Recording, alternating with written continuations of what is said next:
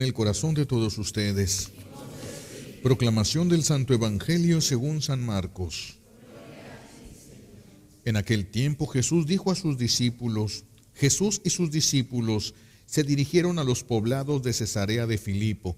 Por el camino les hizo esta pregunta: ¿quién dice la gente que soy yo? Ellos le contestaron: algunos dicen que eres Juan el Bautista, otros que Elías y otros que alguno de los profetas. Entonces él les preguntó: ¿y ustedes quién dicen que soy yo? Pedro le respondió: tú eres el Mesías. Y él les ordenó que no se lo dijeran a nadie. Luego se puso a explicarles que era necesario que el Hijo del Hombre padeciera mucho, que fuera rechazado por los ancianos, los sumos sacerdotes y los escribas, que fuera entregado a la muerte y resucitara al tercer día. Todo esto lo dijo con entera claridad. Entonces Pedro se lo llevó aparte y trataba de disuadirlo. Jesús se volvió y mirando a sus discípulos reprendió a Pedro con estas palabras: apártate de mí, Satanás, porque tú no juzgas según Dios, sino según los hombres. Palabra del Señor. Siéntense, por favor. Escuchamos hoy en la primera lectura del libro del Génesis que nuestro buen Dios mandó el diluvio y con el diluvio destruyó la vida de muchos animales, de muchas de las plantas, pues todo, vea, lo que no entró al arca, de todas las personas. Solo la excepción fue Noé y su familia, porque ellos le creyeron a Dios y subieron al arca. Todos los demás murieron. Cuando uno lee estos pasajes, como que tienen un cierto sabor a injusticia. El diluvio, ¿por qué un diluvio? ¿Y por qué con esas dimensiones? ¿Y por qué destruir la vida de todas las personas? A veces algunos han pensado que es un tanto injusto porque había niños, había bebés y todos estos murieron juntos. Pero nosotros tenemos que pensar: el dueño de todo, hasta de nuestra vida, ¿cometerá injusticia si nos quita lo que es suyo? Si nos quitara sin nuestro consentimiento lo que es de nosotros, sería una injusticia. Pero si nos está quitando lo que es suyo, lo que Él nos prestó, que no es de nosotros, que nos lo prestó, entonces, ¿dónde estaría la injusticia? Ahora, si nosotros usamos lo que Dios nos dio, lo usamos para ofenderlo y para poner en riesgo sus planes, ¿cuál es la exigencia de que Dios no retire, no quite la vida a aquellos que le están poniendo en contra, que se están poniendo contra Él, que están poniendo en riesgo los planes de Dios? Si Dios les quita la vida a estos, ¿dónde quedaría la injusticia? ¿Dónde quedaría la injusticia? Porque todo es de Dios. La vida que nosotros tenemos es de Dios, no es de nosotros. La vida es prestada, por eso no tenemos decidido cuándo nacer, ni podemos decidir cuándo morir. Eso no podemos. Habrá quienes lo planean, habrá quienes lo deciden y habrá quien se quita la vida. Pero como no era propia, lo tiene que pagar. Porque no es vida propia, la vida es de Dios. La tierra es de Dios, todo es de Dios. Esto tendríamos que poner una comparación que nos ayudara a entender un poquito. Se imaginan, si ustedes tienen una casa, están construyendo una casa, ya está casi terminada, los planes tuyos son vivir en esa casa y dejársela a tus hijos para que se ayuden, para que tengan donde vivir, etcétera. Le estás invirtiendo todo lo que puedes para la construcción de la casa y entonces en un acto de generosidad se la prestas la casa a una familia y te das cuenta que esa familia se la pasa hablando pestes de ti y está despedazando la casa. Donde quiera pone clavos, lo que no le gusta lo rompe, está destruyendo todo lo que tú tenías ahí. Es injusto que tú le quites tu casa a alguien que te está destruyendo tu casa. Sería una injusticia si se la quitas. Si están contra ti y te están destruyendo tu casa, no cometerías ninguna injusticia. Así es esto con los planes de Dios. Por eso es que Dios no cometió ninguna injusticia cuando sucedió ese evento. ese evento histórico del diluvio. Aunque muchos dicen que nada más es una manera de escribir, y otros han dicho, pues es que en ningún otro lado está escrito. Pues como si todos quedaron muertos, ¿cómo van a escribir a alguien más? Los únicos que quedaron vivos fueron Noé. Entonces no puede haber alguien que haya escrito en otros lados, porque empieza la humanidad nuevamente. Sí, Dios vuelve a empezar. La vida entonces es de Dios. Esa vida de Dios, esa vida que Dios nos ha prestado, corre con mucha fragilidad en nuestras venas. Corre con mucha fragilidad. La vida que Dios nos ha dado, se ha pensado siempre, está en la sangre. La vida que Dios nos ha dado está en la sangre. Por eso es que Dios dice hoy en el Génesis, Dios pedirá cuentas de la vida. Si alguien le quita la vida a otro, Dios le pedirá cuentas. ¿Por qué? Porque no era suya la vida. Si yo me quito la vida, no es mía. Dios me va a pedir cuentas de que yo arrebaté algo que no me pertenecía a mí. Si una mamá mata a su hijo por ser su hijo, ¿lo puede matar? No, la vida no es de ella. La vida es de Dios. Todo el que tiene vida es porque Dios se la ha prestado. Es porque Dios se la ha prestado. Entonces, Dios nos va a pedir cuentas si le llegamos a quitar la vida a alguien, pero también nos va a pedir cuentas del trato que dimos a los demás. No podemos quitar la vida ni siquiera a las plantas inútilmente. No se puede, no se puede. Aunque sean plantas, son de Dios, son creación divina. Son creación divina. No podemos matar animales nada más porque sí. Claro que si vas a comer y hay algún animal que se pueda hacer esto y tienes hambre, no hay ningún problema que mate los animales en esa manera. Pero matar por maldad, allí sí ya es un problema. Matar a un perro porque tuviera sarna, no tiene quien le dé de comer y todo, pues a lo mejor es hasta por compasión. Ahí no habría ningún problema tratándose de un animal. Pero solamente matar por maldad, matar por gusto, ya no podemos. Ya no podemos. Si matamos un canario que tiene una viejita en la jaula porque lo quiere mucho y se la matamos para lastimar a la viejita esa, es una doble falta. Esa vida no era de nosotros, también era de Dios. Así de que esa vida se debe, y luego el daño que se le haya hecho a la viejita. Todo es de Dios. Tenemos que aprender a vivir con respeto. Estamos viviendo en casa ajena. Todo esto es de Dios. Nos lo ha dado para que lo administremos. Sí, nosotros somos hijos, pero no porque somos hijos podemos destruir la casa. Somos hijos, Dios nos ha recibido, pero no por eso podemos destruir la casa.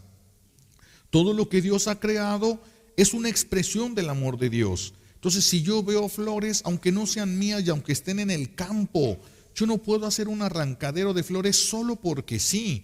Son la expresión del amor de Dios. Son la expresión del amor de Dios. Un ave que vuele no la puedo matar porque sí, es la expresión del amor de Dios. Eso es la expresión del amor de Dios. Por eso no podemos atentar contra la vida.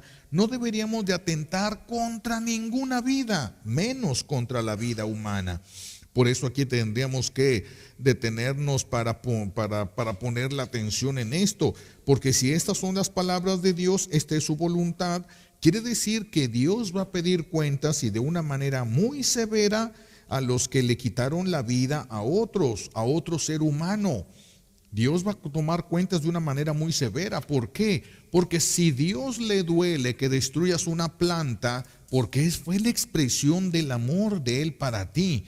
Y Dios le duele que desprecies y mates un animal porque fue la expresión del amor de Él para ti.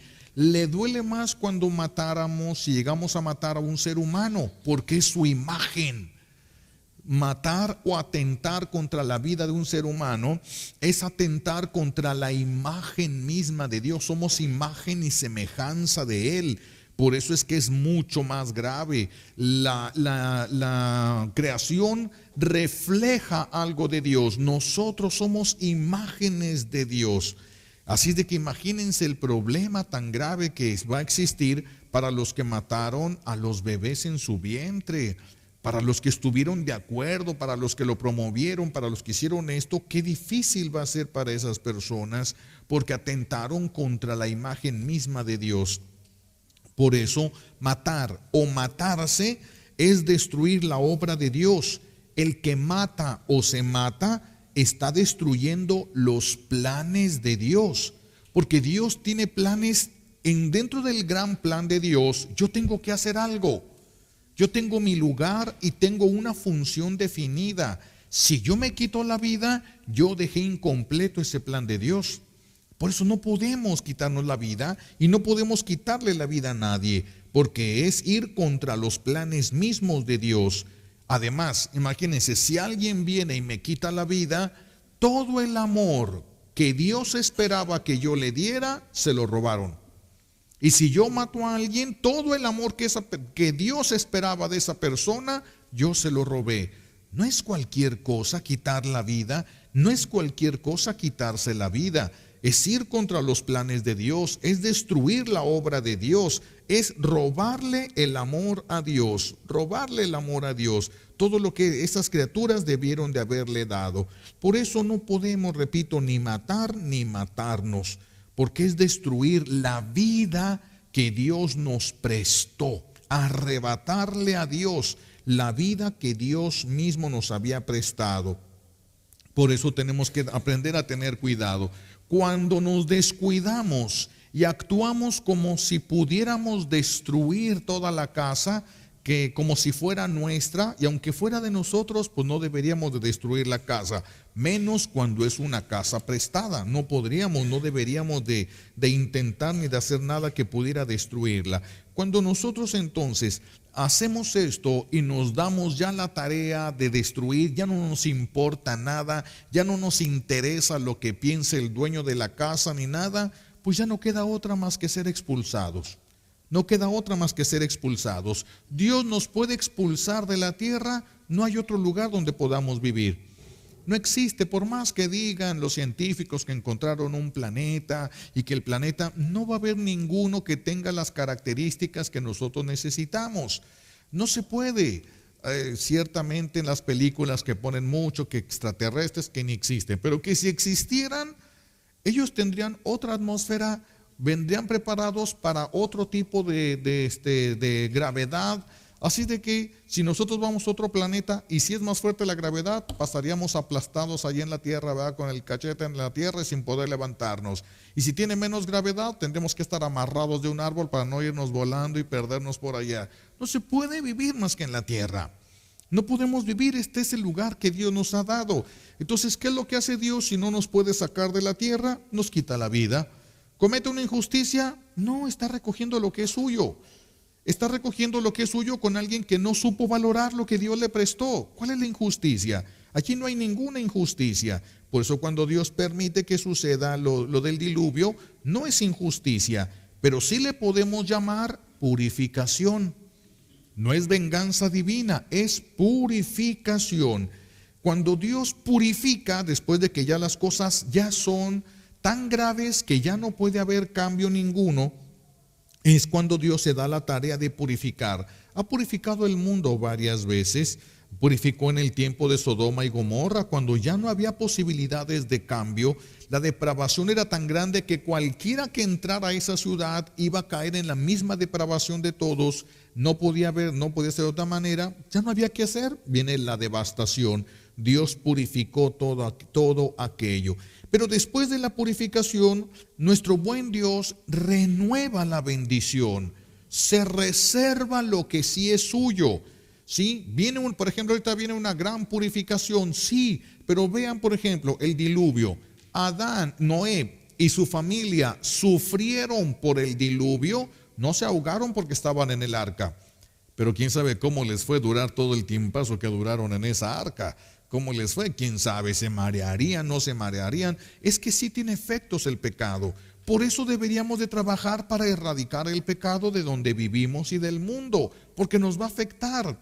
Cuando ese pecado tenga que ser castigado, va a alcanzar a afectarnos a nosotros, no de la misma manera que le va a afectar al que cometió el pecado. ¿Viene ahorita una gran purificación? Sí. ¿Viene un gran sufrimiento? Sí, pero no todos van a sufrir igual. No todos van a sufrir igual.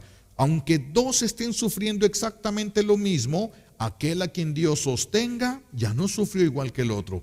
porque Dios lo está sosteniendo. Entonces, no todos van a sufrir igual, no todos. Se trata de una purificación, sí se sufre, pero no todos van a sufrir, no todos van a sufrir lo mismo. Y entonces cuando Dios purifica y se reserva lo que es de Él, y Él se encarga de que eso se pueda mantener con vida, Dios renueva la bendición.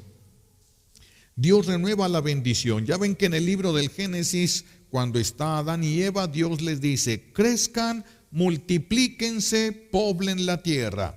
Esa bendición, porque nadie puede procrear sin la bendición de Dios, esa bendición que viene de Dios hacia esta pareja, se la va a repetir Dios ahora a Noé. Vean cómo no fue un odio, no fue una destrucción solo por la destrucción, no fue una venganza. Después de que Dios purifica, porque esto ya no sirve, va contra sus planes, está poniendo en riesgo sus planes, está abusando de todo lo que Dios le dio, pues lo arranca de ahí y no cometió ninguna injusticia. Después de eso le repite la misma bendición de Adán a la familia de Noé. Les dice: crezcan y multiplíquense.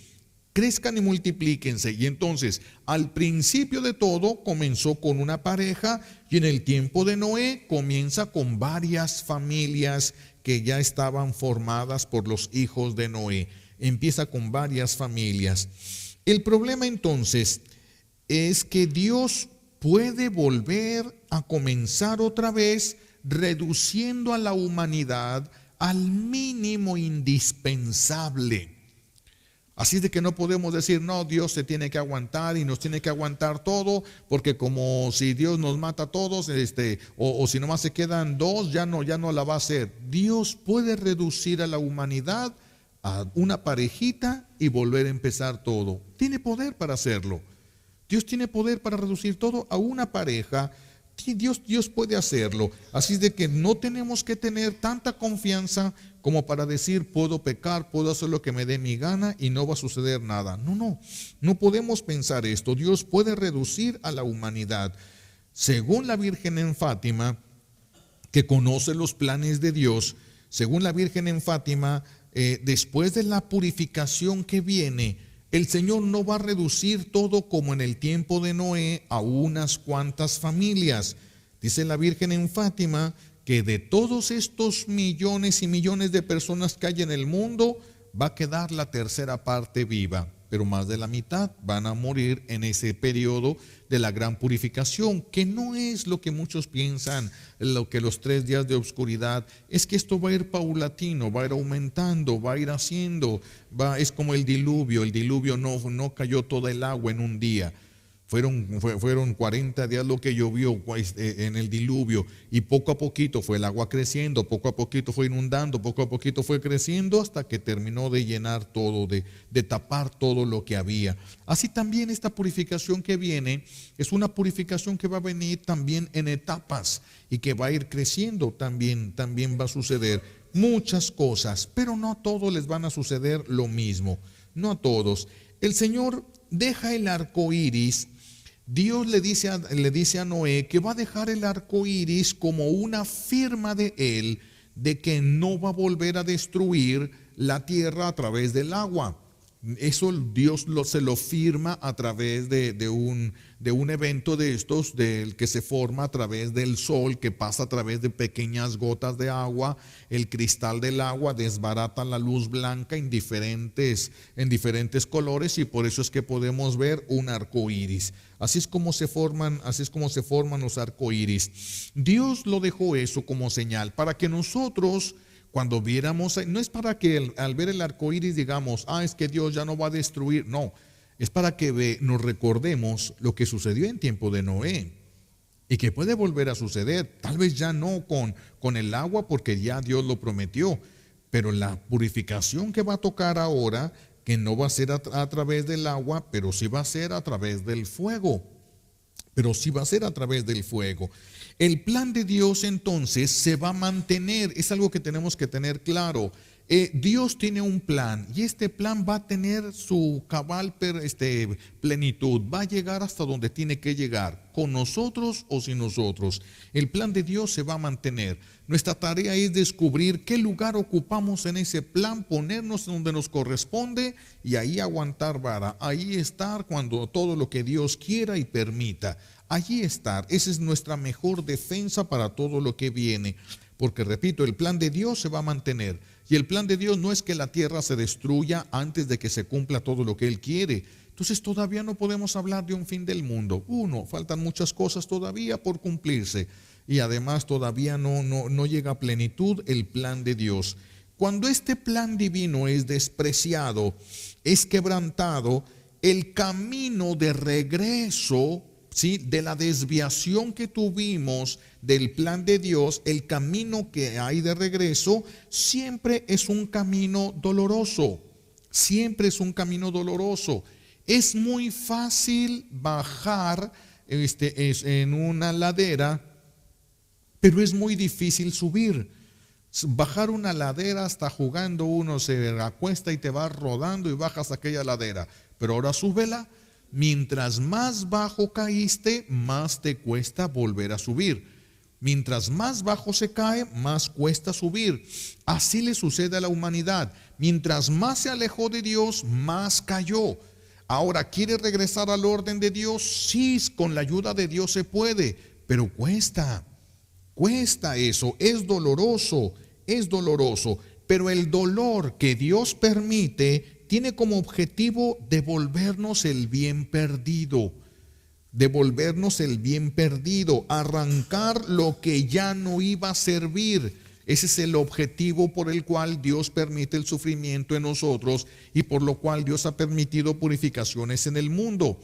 El diluvio fue un evento de injusticia. Si Dios no barre la tierra a través del diluvio, se hubiera autodestruido el ser humano. Nosotros mismos nos hubiéramos acabado. Por lo tanto, gracias a que hubo un diluvio, es que nosotros existimos. Gracias a que hubo un diluvio, es que conocemos nosotros a Dios. Entonces de ese diluvio Dios le sacó un bien muy grande, no para los que vivían allí, no para los de ese tiempo, sino para las siguientes generaciones. Cuando Dios permite el sufrimiento es para devolvernos el bien que ya no podíamos alcanzar por nuestras propias fuerzas. Pero para regresar pues cuesta trabajo, eso nos va a costar trabajo. Ese es el problema. No es que Dios quiera que suframos, es que es el único camino de regreso. Caíste, pues ahora te cuesta trabajo. Aparte de que la caída nos deja lastimados y nos cuesta trabajo avanzar. Es como el hijo pródigo, no podía correr, venía descalzo, venía enfermo, venía flaco, no podía correr. Su padre sí, y su padre es el que va a correr hacia él. Entonces, este es el asunto con el diluvio también. Este es el asunto con lo del diluvio. Es como esto que sucede ahí, es como un acto de locura y de deseo de pecado. Imagínense, es como decir, déjenme poner un ejemplo. Si yo voy en una motocicleta y en la motocicleta me meto yo, qué sé yo, una selva o a un desierto, pero en la motocicleta pues paso rapidísimo yo el desierto y llego a un pueblito ahí en el desierto y se me antoja ahí algo que hay y entonces yo vendo mi motocicleta, agarro lo que yo quería tener, ahora regrésate caminando por el desierto. ¿Te va a costar? ¿Dios quiso que le costara? No. Es que Dios no quiso que le costara. Esto te va a costar por lo que perdiste que Dios te había dado. ¿Sí? Esto te lo había dado Dios para que pudieras atravesar bien. Tú lo pierdes, pues te cuesta más. Mientras más pecado, más nos cuesta regresar. Vamos perdiendo más cosas de Dios, Eso es lo que hace que a nosotros nos cueste. Por eso el pecado es un acto de locura. Es despreciar el plan de Dios, es irnos llenando de sufrimientos y de sufrimientos nosotros. Deberíamos de correr ante las circunstancias de pecado, pero ahorita estamos atados al pecado. Cuesta tanto trabajo dejar el pecado ahorita. Pero bueno, el que no sale de su casa no necesita volver. Si aquel agarró la motocicleta y se fue hasta aquel pueblo y en el pueblo malbarató la motocicleta y ahora le costó trabajo regresar. Pero el hermano que se quedó en casa, ese no le cuesta trabajo porque no tiene que regresar, nunca se fue. Ese no le cuesta trabajo porque ese nunca se fue. Quédate con las cosas de Dios, quédate en Dios, quédate en Él, abraza su plan, no te muevas de ahí. ¿Y qué es lo que va a pasar? ¿Esto te va a hacer sufrir? Pues sí, mientras más quiere uno estar afuera, más trabajo te cuesta estar adentro. Te va a costar trabajo, pero estás evitándote un sufrimiento mucho mayor que el sufrimiento que nos cuesta resignarnos a la voluntad de Dios. Es menos el sufrimiento si nos quedamos con Él. Así de que ahora estamos nosotros esperando las consecuencias de habernos alejado de Dios. Estamos esperando las consecuencias de haber sacado a Dios de las casas, de haber sacado a Dios de las escuelas, de haber sacado a Dios de nuestras vidas. La gente cree que Dios nomás está en el sagrario y se acabó. Piensan que aquí vienen a la iglesia y aquí no dicen malas palabras, pero nomás salen y Dios guarde la hora. Ahí sí pueden, como si allá afuera Dios no escucha, Dios no ve, Dios no siente, Dios nada. No, eso te está alejando. Mientras más te alejes, más te va a costar trabajo regresar. A Dios no le va a costar trabajo, a ti es el que te va a costar trabajo. Ciertamente le va a doler a Él por el amor que te tiene.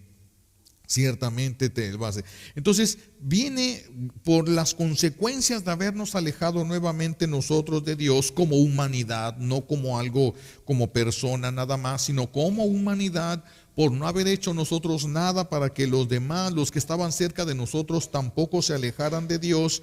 Pues ahora viene la corrección divina, viene el sufrimiento nuevamente, la gran purificación que se le llama, que nunca ha habido sufrimiento igual en la tierra ni lo volverá a ver. Es la última purificación que Dios va a hacer sobre el mundo. Y repito, no va a ser a través del agua, ahora va a ser a través del fuego. Serán piedras que caerán del cielo encendidas, serán volcanes que brotarán de la tierra, no sabemos. Lo que sabemos es que va a ser a través del fuego, que será un camino que se nos va a abrir para que regresemos a Dios. Por eso es que no se trata de tener miedo.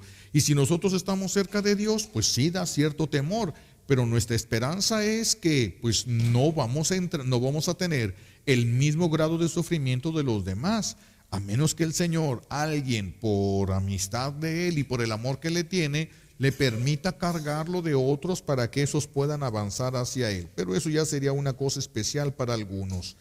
Hoy en el Evangelio escuchamos a San Pedro que, movido por un amor desordenado, no desordenado, sino un amor no bien entendido, porque Pedro quería mucho a Jesús y Jesús dice, el Hijo del Hombre, así se llamaba él a sí mismo, el Hijo del Hombre tiene que padecer, tiene que ser rechazado, tiene que ser azotado, lo van a matar y al tercer día resucitará. Y esas palabras a Pedro le golpean. Lo que se va a dejar. ¿Cómo vas a dejar que te maten? Eres el Mesías. Todavía no entiende el plan de Dios, no entiende la ubicación, quién es Jesús y qué es lo que tiene que hacer Jesús todavía. Pero movido por su amor, hasta lo jala aparte Pedro. Acuérdense que Jesús le dijo, dichoso tú, Simón, hijo de Juan, porque esto que dijiste no te lo reveló la carne ni la sangre, sino mi Padre que está en los cielos. Y lo pone como el príncipe de los apóstoles. Por eso es que Pedro, emocionado, ¿cómo si tú que me estás poniendo como príncipe a mí, un simple pescador, y ahora me sales con que te van a matar? Quítate eso de la cabeza. Quítate, tú nunca vas a hacer esto. Lo jala aparte. No, está tratando de disuadir a Jesús, está tratando de que Jesús se convenza de que no debe de entregarse voluntariamente a la muerte. Y si Jesús no se entrega a la muerte, no se entrega a la voluntad del Padre. Y todo lo que va contra la voluntad del Padre nace del maligno. Eso es el infierno. Eso es Satanás, la rebeldía a la voluntad del Padre. Por eso es que Jesús voltea y le dice, aléjate de mí, Satanás. No es que estuviera poseído. Así es como actúa Satanás. Va contra la voluntad de Dios. Y todos nosotros, cuando abrazamos el pecado, estamos en las mismas circunstancias. Quedamos en las mismas circunstancias. ¿En las circunstancias de qué? Del infierno. Somos parecidos al infierno, que rechazan a Dios, que rechazan ese amor de Dios. Por eso Pedro se lleva aquella tremenda reprensión de parte de Jesús. Y no se lo dijo en voz bajita. Escuchen todos, la voluntad del Padre es sagrada. La voluntad del Padre Celestial es sagrada, y hay de aquel que vaya contra el Padre, va contra Jesús y va contra todo. Así de que Jesús lo deja bien claro, levanta la voz, los mira a todos y se dirige a Pedro: aléjate de mí, Satanás, porque tu manera de pensar no es como la de Dios, sino como la de los hombres. Pobre Pedro, si ahorita 2000 años después nos cuesta trabajo entender todo, ¿qué iba a entender el pobre Pedro entonces? ¿Qué iba a entender el pobre Pedro? Pero pues sin embargo, las cosas son como son. Las cosas son como son. La verdad es la verdad. La verdad es la verdad. Entonces, obstaculizar la obra de Dios es la obra de Satanás. Obstaculizar la obra de Dios es la obra de Satanás. Por eso, repito, Jesús le dice a Pedro: aléjate de mí, Satanás. ¿Cuál es el plan de Dios entonces para ti? ¿Cuál es el plan de Dios para tus hijos? ¿Cuál es el plan de Dios? ¿Por qué? ¿Por qué tenemos que saberlo? Porque podríamos caer en el error de obstaculizar el plan de Dios. ¿Qué tal si Dios quiere que uno de tus hijos haga algo o no lo haga? Si tú no estás bien consciente, si no pides la luz de Él para que puedas descubrir qué está pidiéndole Dios a tus hijos, tú te puedes convertir en el obstáculo para que tus hijos puedan avanzar en el plan de Dios, en la voluntad de Dios. Y si tú haces eso, te vas a llevar la reprensión igual a la de Pedro. El Señor te va a tener que decir: aléjate de aquí, Satanás, porque estás tú contra el plan de Dios, aunque lo hagas con todo el amor del mundo. Por eso tenemos que descubrir el plan y no obstaculizar en nosotros el plan de Dios. Porque esa es la obra, repito, de Satanás. No es la obra, no es la obra de los que van al cielo. Si nosotros queremos llegar al cielo, bueno, sí se puede, pero eso cuesta trabajo. Eso cuesta trabajo. Entonces, ¿estaremos obstaculizando el plan de Dios en algo, en nuestra propia vida? ¿Qué es lo que Dios quiere y espera de mí? ¿Estoy haciendo lo que Dios quiere y espera de mí? ¿O yo mismo soy el obstáculo para que la voluntad de Dios se haga en mí? ¿O para que yo mismo haga la voluntad de Dios? Cuando yo me consiento demasiado a mí mismo, corro el riesgo de que cuando llegue el momento de decidir por Dios, por la voluntad de Dios, por el plan de Dios, lo haga a un lado para consentirme a mí. Por eso tenemos que revisar, tenemos que pedirle al Señor la gracia de tener la claridad. ¿Qué quiere Dios de nosotros? ¿Cuál es su plan para nosotros a fin de no obstaculizar? Esto, no obstaculizar el plan, significa que todo lo que es plan de Dios te va a gustar. Mis hijos, ¿acaso a Jesús le gustó la cruz? No porque sea plan de Dios te va a gustar. No porque sea plan de Dios te va a hacer sentir bien. El plan de la mamá es que su hijo se sane. Y para que su hijo se sane, le va a poner 10 inyecciones. Claro que su hijo no le va a gustar. ¿A quién le gusta que le pongan inyecciones? A nadie le gustan las inyecciones. Pero la intención es la sanación. El medio que se utilice es otra cosa. ¿Qué tantas inyecciones? Tan mal cuanto hayas llegado. Si la mamá le dijo ponte suéter y no se lo puso, pero empezó a tiempo a cubrirse, empezó a tiempo, bueno, son 2 inyecciones. Se tardó en avisarle a todos, son 5 inyecciones. Se entercó y no se dejó ayudar, pues ya subió a 10. ¿La mamá lo subió? No, la necesidad. Es igual, Dios no es el que quiere que sufras tú, ni es el que quiere que sufra yo. Esto es una consecuencia de las decisiones equivocadas que hemos tomado. A pesar de que hemos actuado de acuerdo a los criterios del infierno, de ponernos contra la voluntad de Dios en nuestra propia vida y en la vida de los que nos rodean, sin embargo Dios nos sigue tratando con misericordia. Dios sigue siendo misericordioso con nosotros. Dios sigue siendo misericordioso. Entonces tenemos que revisar eso. Es importante que sepamos cuál es el plan de Dios, qué lugar ocupo, qué es lo que tengo que hacer yo y qué tengo que dejar que los demás hagan. Pero me va a doler, sí, pero si haces lo contrario te va a doler más. Te va a doler más. Lo mejor es hacer lo que se tiene que hacer, cortar lo que se tiene que cortar y se acabó. ¿Que va a sufrir uno? Pues sí. Tanto cuanto uno se haya alejado de Dios, sí, sí va a sufrir. A la Virgen, ¿ustedes creen que ella estaba riéndose al pie de la cruz? No, tampoco le hizo reír los planes de Dios, pero eran necesarios y los cumplió aunque se despedazó. Y gracias a eso vean el lugar que tiene. Vean el lugar que tiene. Entonces se trata de descubrir cuál es esa voluntad de Dios para que no recibamos una reprensión parecida a la de Pedro que escuchamos el día de hoy. Recordemos entonces que el diluvio no vino solo por el pecado de los que vivieron en tiempo de Noé. El diluvio no es por el pecado que vivieron nada más, es esa bola de gente que vivieron en el tiempo de Noé. Fueron decisiones contrarias a la voluntad de Dios de varias generaciones. Se fue sumando a través de varias generaciones hasta que culminó en el tiempo de Noé. En el tiempo de Noé es cuando se hace insoportable, pero no empezó en el tiempo de Noé, empezó muchísimo más atrás. Esto lo digo porque puede ser que nosotros hoy nos encontremos en medio de un diluvio de problemas y nosotros no hemos hecho cosas como para estar así. A ver, hay gente que dice, voltea de plano y le dice a Dios: Señor, ¿por qué? ¿Qué hice para hacer esto? ¿Qué hice para caer en esto? ¿Qué hice para tener que sufrir todas estas cosas? Y dice, no entiendo por qué Dios lo permite si yo no hice. Sí, pero es que puede ser esto consecuencia de todas tus generaciones pasadas. Todas las decisiones equivocadas que se han ido acumulando, que nadie ha reparado el corazón de Dios, nadie ha trabajado para desterrar el mal, nadie ha trabajado en su liberación para romper los derechos del enemigo. Claro que eso va a surgir entonces su efecto y no viene como voluntad propia de Dios. Esto es consecuencia de lo que nosotros hicimos. Entonces por eso a veces uno carga con cosas que uno no sabe por qué, que uno no sabe de dónde viene. Como el que está propenso a la diabetes, empieza a comer mucho azúcar y termina diabético. Dios mío, ¿por qué me mandaste la diabetes? Dios no fue, lo traías heredado y te descuidaste. ¿Dios qué tiene que ver allí?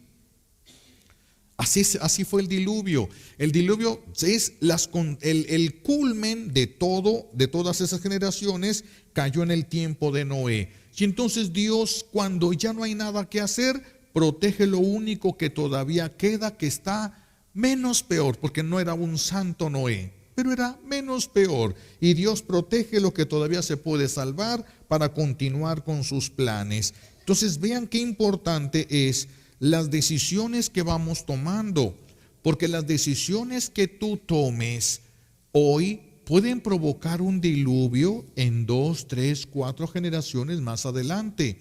Un diluvio de problemas, de dificultades, de cosas, de destrucción. Y a lo mejor tu tataranieto que vaya a nacer, vaya a gritar un día: ¿pero qué hice, Señor, para merecer esto? Y tú eres una de las causas de eso. Tú eres una de las causas por las decisiones que fuiste tomando contra la voluntad de Dios, porque te aferraste a tu propia voluntad, porque pensaste que tus planes eran mejores que los de Dios. Pero te vas a dar cuenta que no, o en la tierra o después de muerto, porque acuérdense que seguimos existiendo.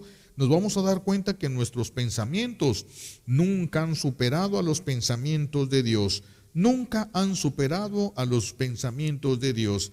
Así es de que mucho del sufrimiento que ahorita tenemos y de lo que puede llegar a pasar no solo es consecuencia de lo que ahorita hay, sino de lo que ya viene. Desde tiempos de Fátima, de las apariciones de Fátima, la Virgen de Jesús decía: la copa de la ira de Dios ya está colmada. Hace 100 años.